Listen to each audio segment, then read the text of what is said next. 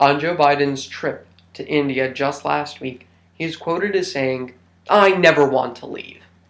But that was only on the way to the baggage carousel at the airport. Evidently, what we can see is that Joe Biden is trying to show cathartic relations with the United States that have ultimately been rendered because of the fact that the United States and India have had polarizing relations in recent times. That is, the United States has been siding more heavily with the enemy of India, which is Pakistan. Pakistan and India have had long-term border disputes on the Kashmir border between India and Pakistan. Ultimately, the two have never seen eye to eye, and the United States has decided to side with the irrational cousin of India, Pakistan, ultimately causing the United States to also polarize itself from India.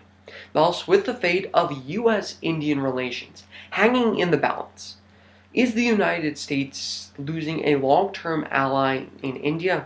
And the answer to this question is, fortunately for India, no, for three clear reasons.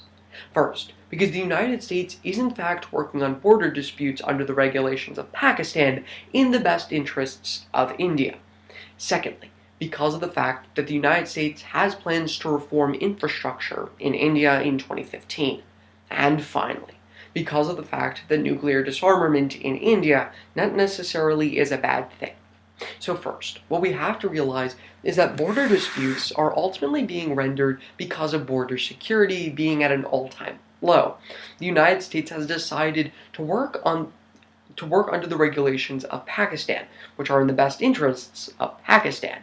An article published by Foreign Policy, dated January 1st of 2014, elaborates that the current situation holds that the United States was in fact going to work on restructuring the border between the two. However, it would work under the regulations and implications of Pakistan over India.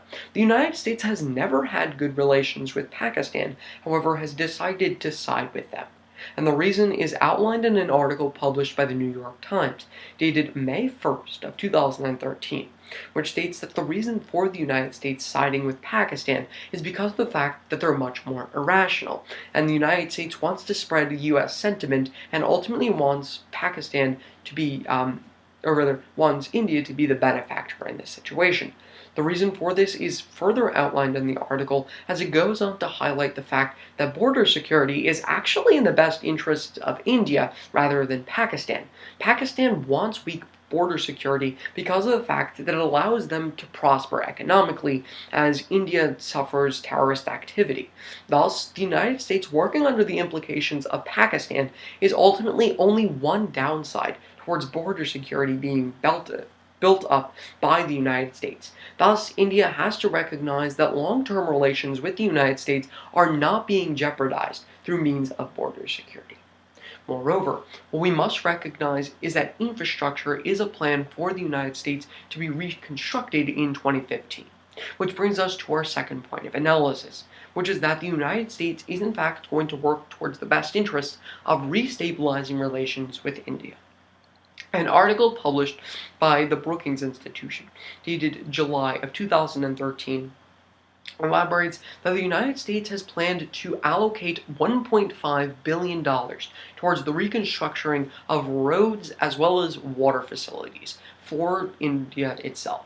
What we must recognize is that India has had one of the world's worst filtered water, as well as one of the worst roads. And indeed, this is going to be increasingly problematic for a country that is meant to work under the ideals of economic prosperity. However, what we must recognize is that they can't do so without the infrastructure itself.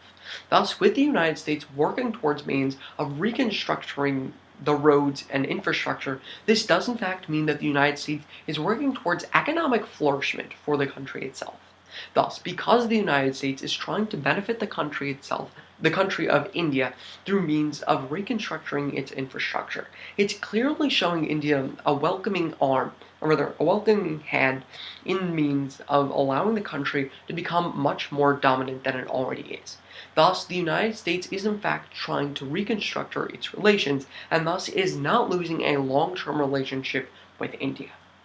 Now finally, What we must take into consideration is that the United States does in fact work on ideals of nuclear disarmament in India, which in fact would be in their best interest. An article published by the Washington Post, dated June of 2013, elaborates that India isn't in fact included in the Nuclear Proliferation Act of 1977.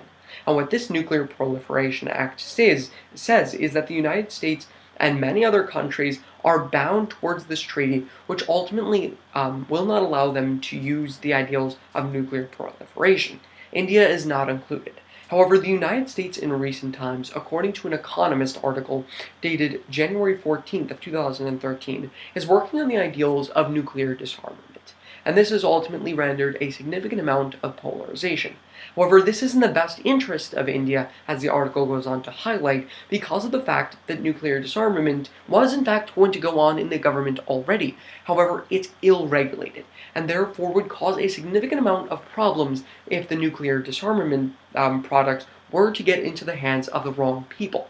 Thus, because the United States is working on such ideals, it is in fact in the best interest of India to work towards the means of nuclear disarmament with the United States is moderation.